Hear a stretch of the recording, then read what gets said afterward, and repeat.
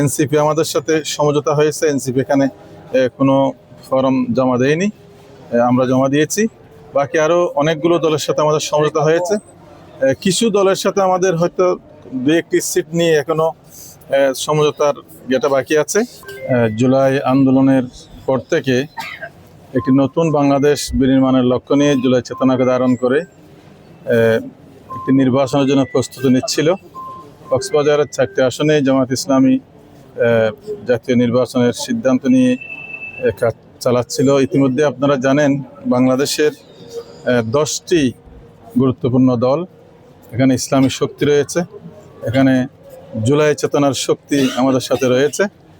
এই 10টি দল আসন সমঝোতার মধ্য দিয়ে আগামী নির্বাচনে লড়াই করার সিদ্ধান্ত নিয়েছে। তারই আলোকে আমরা কক্সবাজারের 4টি আসনেরই জামায়াত ইসলামীর 4 জন প্রার্থী আমরা আজকে মনোনয়নপত্র কক্সবাজার জেলা প্রশাসক মহোদয়ের কাছে আমরা জমা দিচ্ছি।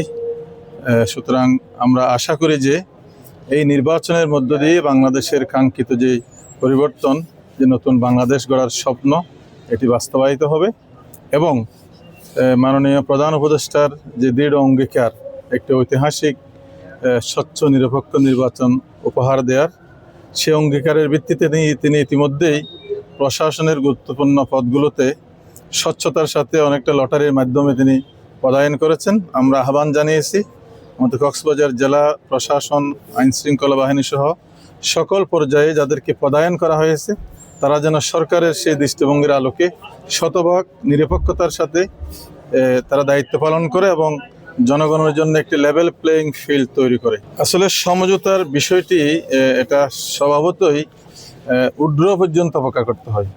ইতিমধ্যেই সমঝোতার ভিত্তিতেই আমরা এখানে মনোনয়নপত্র জমা দিচ্ছি। যেমন এনসিপি আমাদের সাথে সমঝোতা হয়েছে, এনসিপি এখানে কোনো ফর্ম জমা দেয়নি, আমরা জমা দিয়েছি। বাকি আরও অনেকগুলো দলের সাথে আমাদের সমঝোতা হয়েছে। কিছু দলের সাথে আমাদের হয়তো দু একটি সিট নিয়ে এখনো সমঝোতার যেটা বাকি আছে।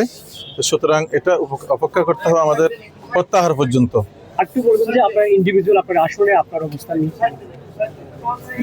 আলহামদুলিল্লাহ, এই কক্সবাজার 4 উখিয়া টেকনাফ সীমান্ত জনপদ, এখানে এটা অত্যন্ত গুরুত্বপূর্ণ একটি আসন।